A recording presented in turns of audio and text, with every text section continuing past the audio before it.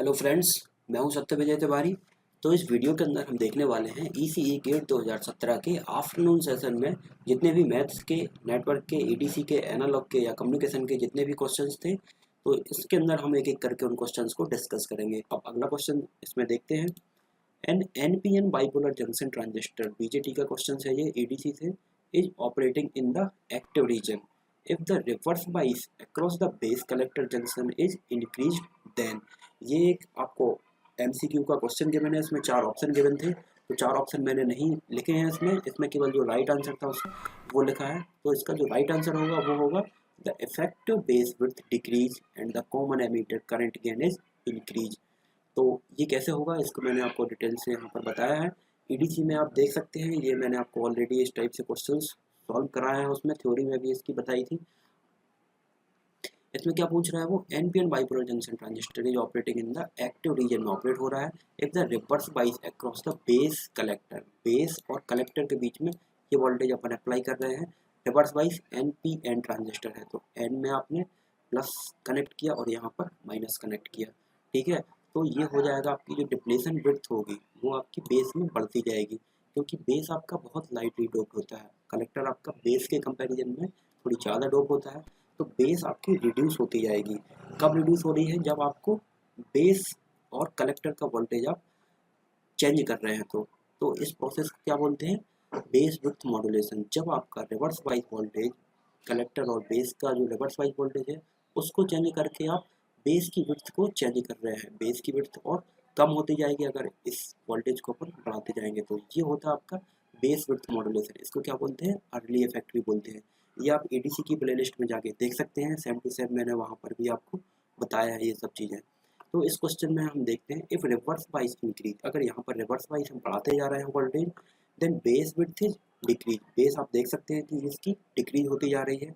And recombination in the base is decrease, जब base आपकी और कम होती जाएगी, रिड्यूस होती जाएगी, तो बेस का एरिया बहुत कम होगा, तो उसमें रिकॉम्बिनेशन भी आपका रिड्यूस होता जाएगा। And therefore more charge carrier will be reaching the collector. तो जो मोर चार्ज कैरियर आपके एमीटर में थे, वो नंबर ऑफ चार्ज कैरियर आपके कलेक्टर में पहुंचने लगेंगे, कि बेस का एरिया बहुत कम होता जाएगा। तो and transistor become faster and collector current increase, तो आपका ट्रांजिस्टर फास्ट बिहेव करने लगेगा और कलेक्टर करंट आपका इंक्रीज हो जाएगा। तो कलेक्टर करंट इंक्रीज हो जाएगा, तो आप जानते हैं अल्फा क्या होता है, कॉमन बेस का करंट गेन। तो आईसी की वैल्यू जब बढ़ जाएगी तो अल्फा की वैल्यू भी बढ़ जाएगी। If IC increase then alpha is increase which is common base current gain. अब बीटा अपन को कैलकुलेट करना है, इसमें पूछा है करंट गेन, कॉमन एमीटर का करंट गेन। तो कॉमन एमीटर का करंट गेन होता है आपका बीटा। बीटा होता है आईसी अपॉन आईपी। जब आईसी आपका इंक्रीज होता जाएगा तो बीटा भी आपका इंक्रीज होता जाएगा। और आईबी, जब बेस की आपका एरिया कम हो जाएगा तो बेस का जो करंट होगा वो भी रिड्यूस होता जाएगा। तो बेस का जो करंट रिड्यूस हो जाए तो भी आपका बीटा इंक्रीज हो रहा है, ये इंक्रीज होगा तो बीटा इंक्रीज होगा, और आई बी डिक्रीज होगा तो भी बीटा आपका इंक्रीज होगा। So beta is increase.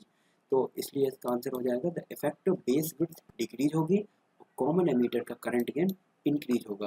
तो इस तरीके से आप इनको सॉल्व कर सकते हैं, और डिटेल से अगर आप इनको देखना चाह रहे हैं तो ईडीसी की प्लेलिस्ट में ये डिटेल से भी आप इसको देख सकते हैं।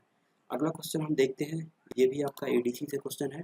Consider N N channel MOSFET having width W, length L, electron mobility in channel mu and oxide capacitance per unit area COX if gate to source voltage VGS equals to 0.7 volt, drain to source voltage है आपका VDS equals to 0.1 volt, और mu and COX है आपका 100 micro ampere पर volt square, threshold voltage आपका 0.3 volt, and width upon length का जो ratio है वो है 50। Then the transconductance GM आपको कैलकुलेट करना है, और उसकी यूनिट होनी चाहिए मिली एम्पियर पर वोल्ट में।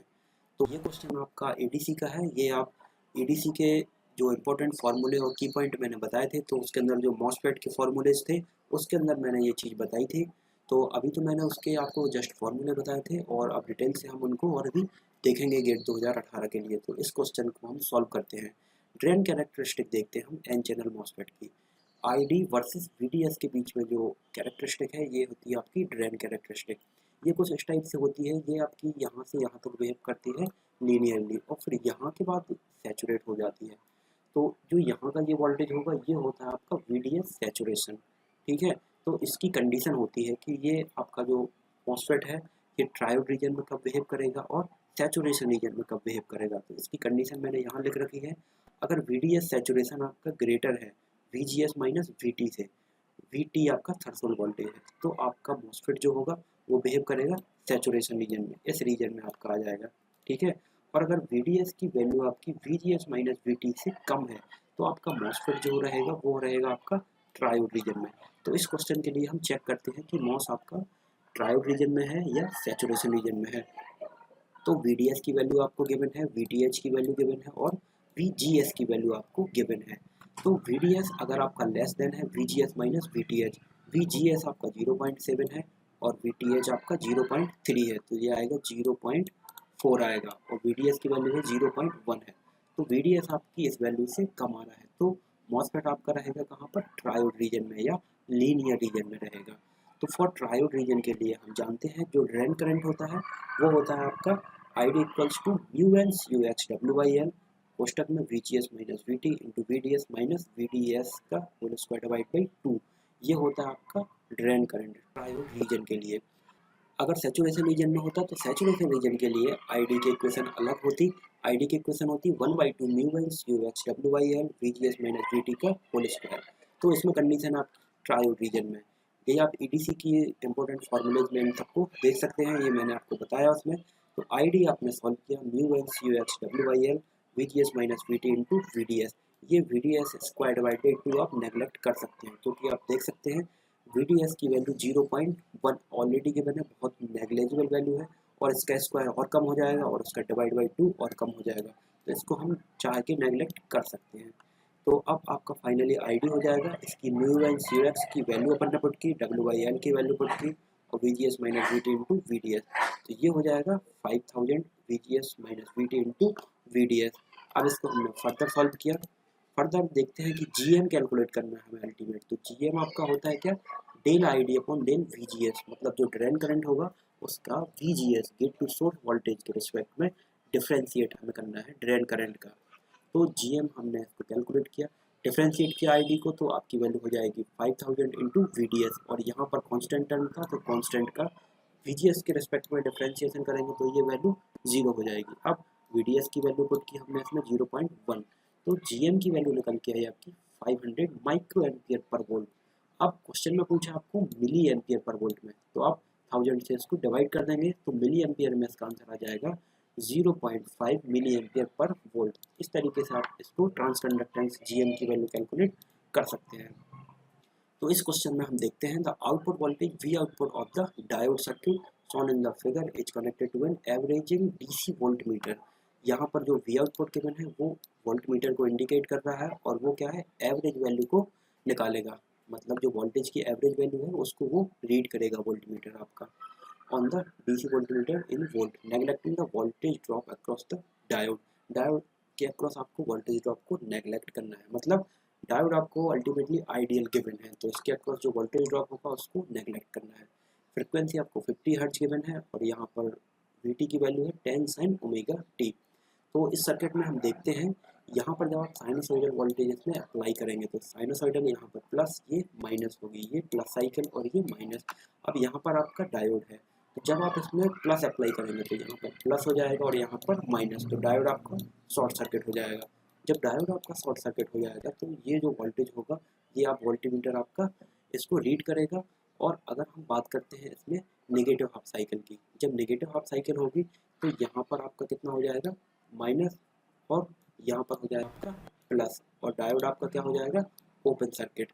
यहाँ पर ओपन सर्किट हो जाएगा तो ये वोल्टेज होगा वो पूरा यहाँ पर ड्रॉप हो जाएगा और V आउटपुट तक कोई वोल्टेज आपका नहीं पहुँचेगा। तो अल्टीमेटली ये सर्किट बिहेव कर रहा है कैसा, हाफ वेव रेक्टिफायर की तरह। The circuit is behave as a half wave rectifier because for positive half cycle it is short circuit and for negative half cycle it is open circuit, so that it is half wave rectifier and V output is average voltage reading voltmeter। for half wave rectifier के लिए हम जानते हैं कि जो output voltage होता है वो होता है कितना, Vm/pi। ये मैंने आपको नेटवर्क एनालिसिस के अंदर जब AC सर्किट स्टार्ट किया था तो उसके अंदर आप देख सकते हैं उसकी प्लेलिस्ट में जाके। तो अगर ये फुल वेव रेक्टिफायर होता तो फुल वेव रेक्टिफायर के लिए जो एवरेज वैल्यू होती है वो होती है आपकी कितनी, 2Vm/पाई, 2Vm/पाई। लेकिन यहाँ पर ये हाफ वेव है तो इसको हाफ वेव के लिए कितना हो जाएगा, 2 से डिवाइड कर देंगे, 2Vm/पाई। ये आप डिटेल से वीडियोज में देख सकते हैं। तो इसका मैंने आपको वहाँ पर शॉर्टकट भी बताया था। फुल वेव रेक्टिफायर की आपको पता है एवरेज वैल्यू, तो हाफ वेव की कैसे निकालेंगे, या फुल वेव की आरएमएस वैल्यू पता है तो हाफ के लिए आप कैसे निकालेंगे। तो हाफ के लिए जो फॉर्मूला होता है वो हो जाएगा V0 = Vm/पाई। अब Vm होती है यहाँ की मैक्सिमम वैल्यू, मैक्सिमम वैल्यू है 10/पाई। तो इसको आप कैंसिल से सॉल्व करेंगे तो 3.183 आप वैल्यू कैलकुलेट कर सकते हैं। तो इसमें आप अगला क्वेश्चन हम देखते हैं। ये आपको एक डिफरेंशियल इक्वेशन गिवन है, ये मैथ्स का क्वेश्चन है। मैथ्स में हमने अभी डिफरेंशियल इक्वेशन एक्चुअली देखी नहीं है, डिफरेंशियल इक्वेशन भी हम मैथ्स में देखेंगे। तो इस क्वेश्चन को मैं आपको सॉल्व करके बता देता हूँ। In term of arbitrary constant K1 and K2 के टर्म में हमें इसका आंसर निकालना है। तो ये आपको एक इक्वेशन गिवन है, d2y/dx² + 2dy/dx - 5y = 0। We write it as auxiliary equation. इसको हम ऑक्सिलरी इक्वेशन के टर्म में लिख सकते हैं।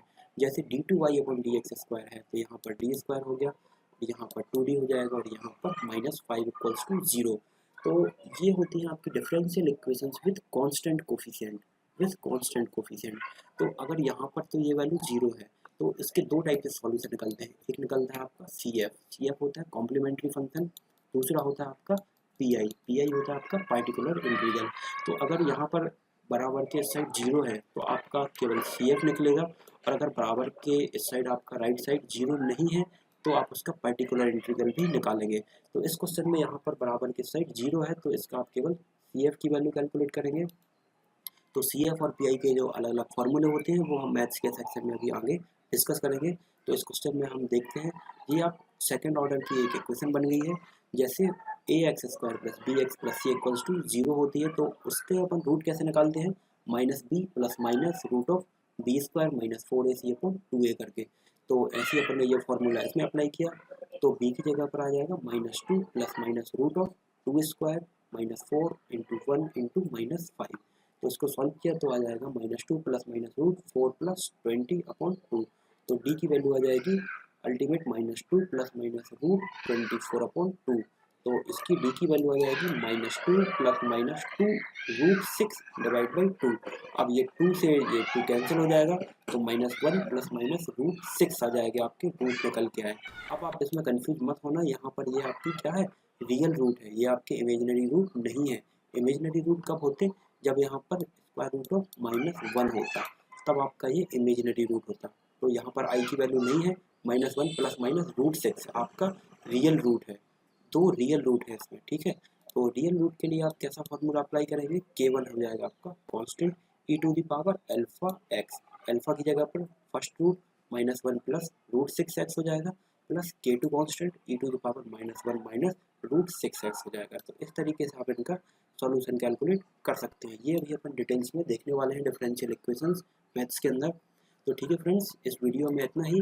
इसके आगे अपन और क्वेश्चंस का सॉल्यूशन देखेंगे। और अगर ये वीडियोज़ आपको पसंद आ रहे हो तो इनको लाइक ज़रूर करें, सब्सक्राइब करें और कमेंट करें। Thank you friends.